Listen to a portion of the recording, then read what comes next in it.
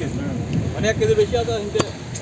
আরে সে ঠিক আছে, এক জায়গার দোষ দিয়ে দিতে হবে না, সিস্টেম মাখিয়ে দেবে 2 কেজি। সমস্যা নেই, হিন্দে অল্প যাচ্ছে। মিক্স করে দিলি তো হয়ে গেল। এই জিনিসটা বুঝতে সবারই দোষ না। এই তো বুঝে থাকতে হবে না। এটা কাটে শেষ না করলে তো এক জায়গার গোশ ওইভাবে তো দিলি হবে না, এটা মাইন্ড করবে না। এনে 1 কেজির উপরে গোশ রয়েছে। সে ঠিক গোসল উঠো তো এক গোশ মাবেন না গামলায় চলে।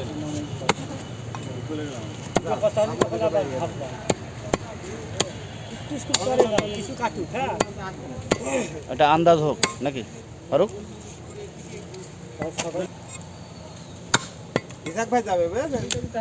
হ্যাঁ কয় কেজি? ওই 2 এক খাবার গোশের জন্য বসে থাকতে আমার একবেলা। ঠিক আছে ওটা বলে ঠিক আছে। 2 কেজি যাবে খালি বলে ঠিক। পলিথিন আইতে ছোট দরকার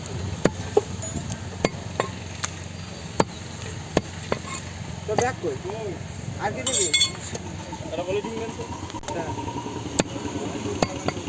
বলে এটা খুলে আমি এটা ঢালেন তো মাছ ঢালেন। আর পলিথিন হ্যাঁ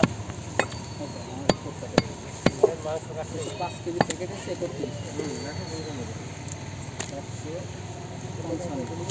2 কেজি দিয়েছে দুটো 2 2 4 ওই 2 কেজি দিব এই একটা ওই একটা হ্যাঁ আর ওইটা কত 4 কেজি 4 কেজি মোট কত কালোরে তা হিসাব করে দিস না তুই ঠিক আছে অনেক আছে 31 বলেন ভাই। আর এই দুই আর এই 2 কেজি 31 তাহলে 31 গুণ 5 155 2 কেজির কয়টা গিয়েছে দুটো এই একটা ওই একটা মোট 4 কেজি। আর 4 কেজি প্যাকেট দিয়েছে একটা। এই তো মোট গোশ।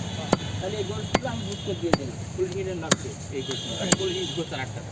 মামা এটা মোট 63 কেজি আছে আমি ওই গোশনে থেকে আপনি এবারে কেন তো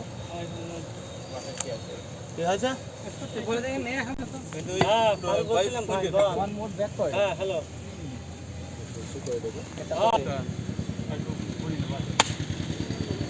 হ্যাঁ এই তারা সেটা পাবে না।